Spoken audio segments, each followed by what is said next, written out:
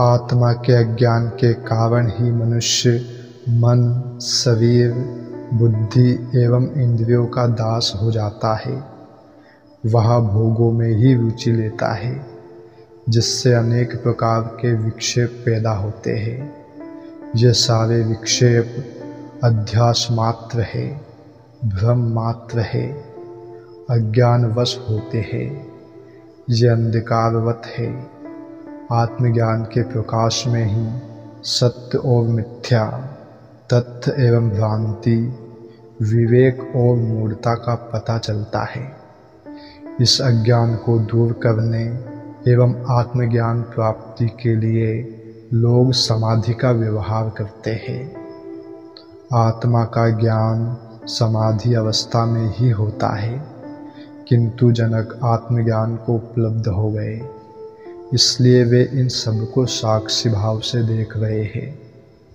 वे अब समाधि रहित होकर आत्मा में ही स्थित हो गए।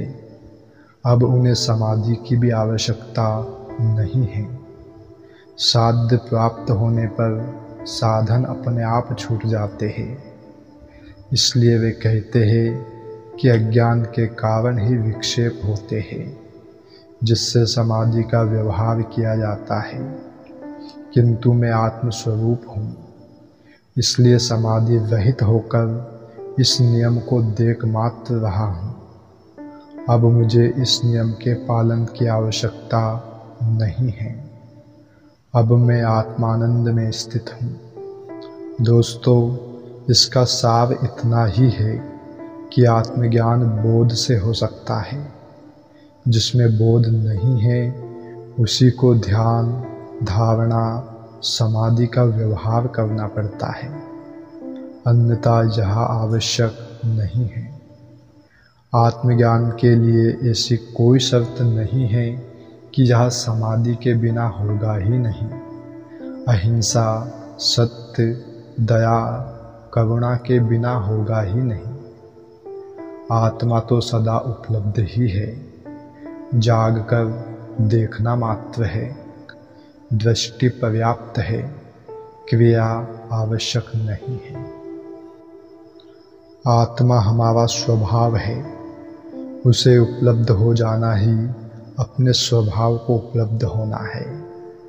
वही शुद्ध है, उसमें विकृति है ही नहीं।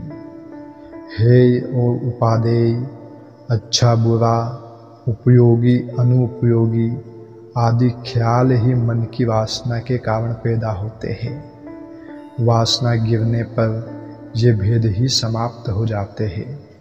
हेय और उपादेय के कारण ही उपादेय वस्तु की प्राप्ति से हर्ष होता है एवं छूटने पर विषाद होता है। इसी प्रकार हेय के छूटने पर हर्ष एवं प्राप्ति पर विषाद होता है। जनक आत्मज्ञान को उपलब्ध हो गए, वे अपने स्वभाव में स्थित हो गए, इसलिए हेय और उपादेय की धारणा ही नहीं रही और इसीलिए उनसे होने वाले हर्ष और विषाद का भी अभाव हो गया।